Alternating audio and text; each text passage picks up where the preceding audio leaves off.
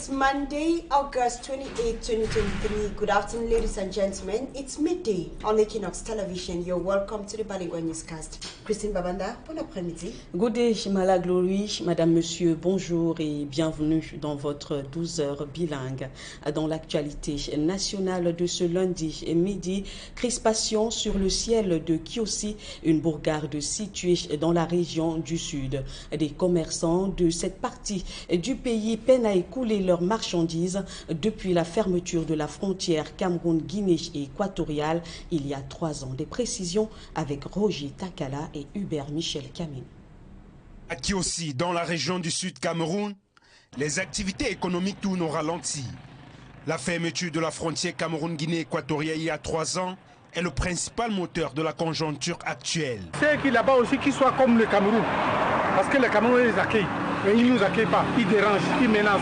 Que ce soit, même les citoyens, ils les dérangent. À cet espace marchand qui jadis était noir de monde, les clients se comptent au bout des doigts. Business actuellement, on se défend vu que les frontières sont fermées depuis et bien même avant l'arrivée du corona. Mais on se défend. Si quand même on trouve de quoi manger, c'est-à-dire ça donne un peu, c'est un petit. Mais pour de vrai, par rapport au temps antérieur, ça donne vraiment. Le business ici à Kiossi, surtout dans le secteur bois, est tellement lent. Avec la fermeture de la frontière, le prix du bois a encore augmenté sur le marché au Cameroun. Donc ça fait qu'on n'arrive même pas à boire un bon pain quotidien. Côté transporteur, c'est la même galère. La fermeture de la frontière entre les deux pays entraîne également une baisse de la mobilité des personnes. La frontière est fermée avec ici, c'est très dur, les choses sont toujours très dures. Avant, le cabane était 650 francs par litre, mais aujourd'hui c'est 750 francs. Sinon, ça va devenir cher. Avec 1000 francs, tu ne peux pas travailler 1500. Autre difficulté que rencontrent les habitants de Kiossi, les problèmes de coupure intempestive d'énergie électrique. Surtout nous qui faisons l'électronique, c'est au niveau de la lumière. On n'a vraiment pas le courant. Comme vous voyez là, le courant part chaque jour à 6 h, ça revient à 18h30. Vous voyez que c'est pratiquement l'heure même du marché. Quand ça vient à 18h30, on ne peut que fermer et rentrer. La réouverture des frontières n'est pas effective à Kiossi. Une situation qui n'obéirait pas aux règles de la libre circulation entre les pays de la zone CEMAC. Restons dans la région du sud du pays où les forces de maintien de l'ordre ont séquestré de manière violente les militants du mouvement pour la renaissance du Cameroun alors qu'ils tenaient une réunion dans un domicile pour le renouvellement des organes de base de ce parti politique de l'opposition dans la ville de Saint-Mélima. Images et commentaires, Roger Takala et Pierre Laverture en bon. Selon le communiqué rendu il y a quelques jours et signé de son secrétaire national délégué chargé des droits de l'homme et de la gouvernance, plusieurs militants du mouvement pour la renaissance du Cameroun ont été arbitrairement brutalisés, enlevés et séquestrés par des éléments de la police de la ville de Saint-Mélima.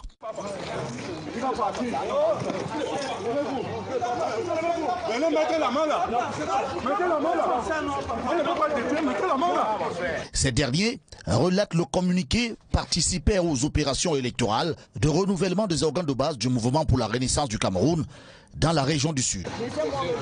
Soyez calme, soyez calme, soyez calme, soyez calme. Soyez calme, soyez calme, allons-y. Vous ne faites pas de désordre pour rien. Le parti de Maurice Kamto assure pourtant avoir saisi régulièrement le gouverneur de la région du Sud de la tenue des dites opérations électorales. Le mouvement pour la renaissance du Cameroun dénonce dans la même veine, je cite, l'excès de zèle de certaines autorités administratives, de même que l'attitude de certains responsables de la police nationale qui, selon le parti, instrumentalisent les missions de la police camerounaise à des fins politiques au profit du Rassemblement démocratique du peuple camerounais. Le parti, à la suite des événements, exige la libération immédiate et sans condition de ses militants. Également, exige des autorités administratives camerounaises de s'abstenir de perturber le processus de renouvellement des organes de base dans le mouvement pour la renaissance du Cameroun. Alors que le président national du mouvement pour la Renaissance, le professeur Maurice Kamto, demande la libération immédiate de ses sympathisants, mettant le cap sur la délivrance des visas en ligne. La plateforme e-Visacam rencontre depuis quelques jours des perturbations. Comment venir à bout de cette situation? Réponse avec Guy Zogo. Depuis sa mise en service il y a quelques mois, le nouveau visa du Cameroun délivré en ligne a permis à de nombreux voyageurs de rallier sans encombre le Cameroun. Grâce au site evisacam.cm, les voyageurs ont vu leurs conditions d'accès au Cameroun facilitées. On a pris le visa en ligne à Paris et puis on avait un QR code, on est arrivé ici, on a donné notre passeport et puis le visa a été délivré. On le commande en ligne, on crée un compte. Et après, une fois commandé, alors on a des possibilités plusieurs. On peut prendre en 10 jours, on peut prendre pour 3 mois, on peut prendre pour 6 mois ou 1 an. Mise en place par le ministère des Relations extérieures, avec l'accompagnement et l'expertise technique de Impact Palmarès, ce dispositif, en dehors de faciliter la vie aux voyageurs, présente aussi l'avantage d'assurer la fiabilité du visa d'entrée au Cameroun. Toutefois, face aux aléas qui sont apparus ces derniers jours sur la plateforme evisacam.cm, il est recommandé de migrer systématiquement en cas de difficulté sur evisacam.com. Dans cette plateforme, outre les prestations habituelles, il est question pour les voyageurs se déplaçant avec un enfant et détenant une autorisation de l'un des parents, dont la mère, de scruter attentivement les réponses qui leur sont données après le paiement du montant exigé. Cette précaution permettra d'éviter les désagréments. La constante qui s'en dégage est celle de la volonté affichée d'Impact Palmarès de remédier à toute entrave au bon fonctionnement du nouveau visa du Cameroun, lequel jusqu'ici a apporté entière satisfaction aux voyageurs à destination du Cameroun. Intéressons-nous maintenant à cette prise de position des rois d'Afrique sur la crise qui secoue actuellement le Niger. Réunis sur la rive gauche du Nous, dans la région de l'ouest du pays, ces royautés disent non à une intervention militaire de la CEDEAO à Niamey. Robert Kenyé et Vivian Tonfac sont allés à leur rencontre. Ces rois venus de plusieurs pays d'Afrique, à l'instar du Bénin, du Congo, du Gabon, du Sénégal, du Togo et certains de leurs homologues du Cameroun, foulent le sol de la rive gauche du Nous sous les sons des gongs et des cloches. Cette visite qui intervient au lendemain des agressions sauvages qu'ont subies les populations de cette localité est porteuse de messages, selon ce chef de la rive gauche du Nous. Dieu et les ancêtres font le travail. Ils font le travail pour que nous sortons la tête de l'eau, afin que la rive gauche puisse trouver une paix dans son ensemble, un vivre ensemble et un manger ensemble. Ces rois lancent un appel aux dirigeants des pays africains à prôner la fraternité et la cohésion entre leurs peuples. Nous exhortons nos dirigeants, qui sont nos enfants, parce que le roi, lui, il est éternel jusqu'à la mort. Une fois qu'on l'a choisi à introniser, on ne le change pas. Mais les politiques, là où ils ont échoué, nous les rois d'Afrique, nous devons consolider. Nous devons les encadrer, nous devons les bénir de manière à ce que la guerre ne se passe pas. Et pour préparer la paix, il faut préparer la guerre. Tous les chefs d'État doivent se tenir les coudes, se tenir la main. Un Africain ne doit pas faire la guerre à un autre. Sans évoquer précisément la situation confuse au Niger, ce roi demande aux pays africains à ne jamais se faire la guerre. C'est pour ça que nous ne sommes pas d'accord pour les solutions des bras armés. Le dialogue peut apporter la paix et le respect du bon voisinage également, de la souveraineté d'un pays. Tous les chefs d'État doivent se tenir les coudes, se tenir la main. Un Africain ne doit pas faire la guerre à un autre. Je crois que ce sera la renaissance africaine pour de bon. La renaissance africaine, nous allons faire un vent vers vraiment l'ouverture et la prospérité africaine. Au cours de cette visite, ces rois ont également prôné la conservation des valeurs ancestrales qui font l'authenticité des peuples africains. Et dans le reste de l'actualité, alors que Emerson Mnangagwa a été réélu pour un second mandat au Zimbabwe, couvre-feu et Internet coupé font la danse au Gabon au lendemain des élections générales. Xavier Foka. Internet a été coupé au Gabon samedi soir, près de 2 heures après la fermeture des bureaux de vote.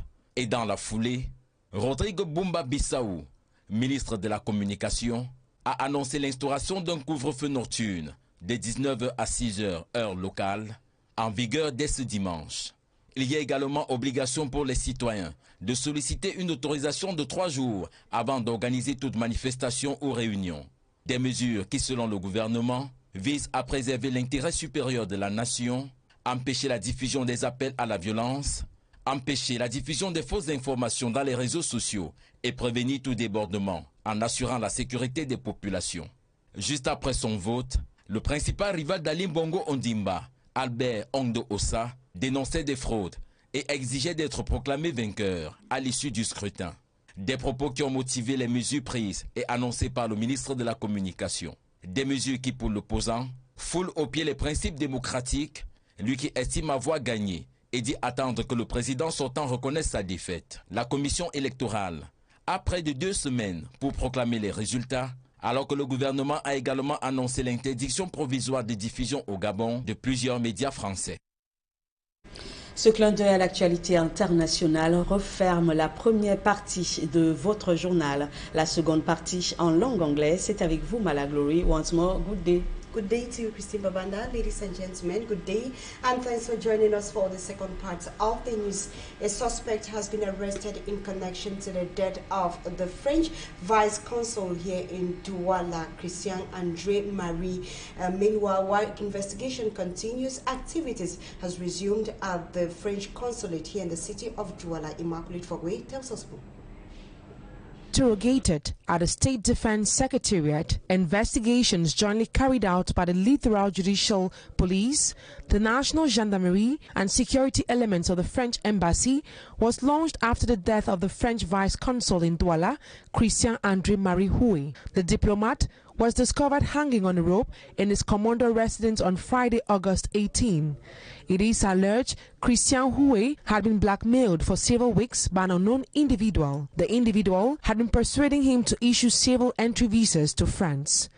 While investigations are still ongoing, activities have resumed at the French Consulate General. The French flag, which was at half-mast, is now placed at full-mast. All attempts made by Équinoxe TV to get a reaction of those working at the Consulate General were all in vain. Christian André Marie Houy has been in Cameroon since 2021. And economic activities have been paralyzed in QC for the past 3 years, and business persons says this is due to the closure of the borders between QC, Equatorial Guinea, and Gabon. Etienne Lucilengo tells us more. KOC, a locality in the South region, harbors people from all parts of the country and those from neighboring Equatorial Guinea and Gabon who are engaged in economic activities. Business persons in KOC complain of a drop in business. Many of them say the border which links KOC, Equatorial Guinea and Gabon has been closed for some time. Avec la fermeture de la frontière ici, he says the price of fuel has increased from 650 francs to 750 francs. With 1,000 francs, they are unable to work 1,500 francs a day. Le travail, ça tombe seulement. On ne peut pas dire quand tu peux gagner telle somme d'argent et telle somme d'argent. Ça tombe seulement. The closure of the border was a measure to curb the movement of people during the COVID-19 pandemic. But this has rather affected trade in the locality of KOC. Just like bike riders, taxi and bus drivers also say business has been very slow. I realized that in KOC there are limited taxis, so I decided to drive a bus to make it different. I bought people for 100 francs, but on the contrary, it's not moving. It's very slow. All I have to do is to persevere. The closure of the border has also led to an increase in the price of wood. We can't have access to our products. The price of wood has increased. In the Cameroon market, we can't have our daily bread. The closure of the border has discouraged trade. Today, people from Gabon or Equatorial Guinea can't freely have access to Cameroon. Likewise, traders in Cameroon, the population of KOC call on authorities to reconsider their decision and equally solve the problem of shortage of electricity supply supply, which has been a nightmare to them for several years. We now take you to the Northwest region, where 63 young firefighters have come to the end of their training and the Army Rescue Sea. The objective of the training is to reduce the disaster and other incidents on the population of the Northwest region. Stella reports from Bamenda. Hard roads, garbage causing traffic, and delays in calling the Army Rescue Unit have aggravated incidents across the Northwest region. With the aim of limiting the impacts of fire disasters and other incidents, the 50th Army Rescue Group recently graduated some young firefighters. We were training them about the first aid, what they should do in case of a victim. At the end of their 1-month period of training in Bamenda, the young firefighters performed the skills they have acquired in the watch of military personnel and their families. I send my children to learn this first aid because these days we have many people with health complications, and myself, they can help me when I'm in a crisis. It's going to help me because I can go somewhere and encounter an incident, like someone can collapse, even in school, and then I apply what I learned here. Or even when someone is choking, I can help the person. For the 1-month-long period of training, the young firefighters were drilled on how to use a fire extinguisher in case of a fire incident and how to put a victim in a safety position before alerting an expert. Several regions in Cameroon suffer from low vaccination coverage, which has made the implementation of the public health policies of the government difficult. In one of these regions, that is the Southwest region, actors of the expanded program for immunization say the difficulties encountered run from nature to human being. For me, Amson Sanda tells us more. Hard roads, garbage causing traffic, and delays in calling the Army Rescue Unit have aggravated incidents across. One of the major challenges to public health stakeholders in Cameroon is finding a solution to the problem of low vaccination coverage witnessed in most regions. One of the regions hit by this problem is the Southwest region, and field workers, notably actors of the expanded immunization program, say the problem factors runs from natural to human. Just like the unavailability of protective gear such as rain boots, such as boots, particularly within this period, which is the rainy season. And of course, we know that the Southwest region has been experiencing some climatic problems such as landslides, such as flooding.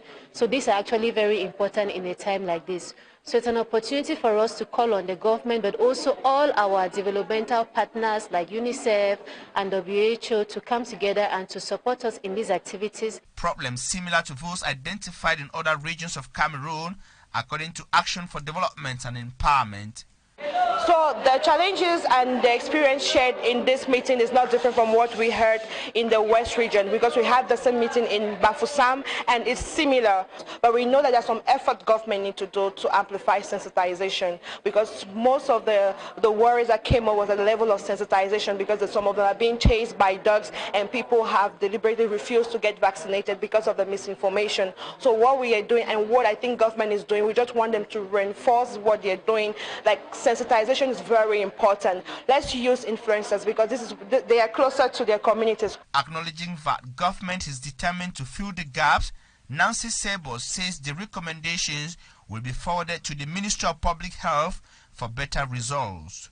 So what we do is we gather all of this feedback. We have a report we are going to share with the Ministry of Public Health, and thank God we have a representative of the ministry here. And we could not organize this meeting without the coverage of the regional health delegation for the Southwest region. So this is just to say that it is not going to end in our archives of ADE reports. We want to follow up. We are advocating. There's nothing we can do without government. There's nothing we can do without the champions on the field. And we we are going to make a report that we're going to share with the different authorities that are addressing this issue. The exchanges came out of a meeting organized with actors of the expanded program for immunization of the Southwest region by the Action for Development and Empowerment. The meeting in Buea had as objective to reduce the low immunization coverage of the Southwest region. And away from health, we now talk something else in this edition of the news. Two ministers opposing each other on land acquisition matters. Both of them, the land tenure minister and the minister accelerate, and the minister secretary general at the presidency of the Republic of Cameroon have issued contradictory instructions on the management of private and land tenure system. Babila Jonathan has greater details in the following report. Two administrative documents signed by two government authorities expressing opposing stance on the same issue.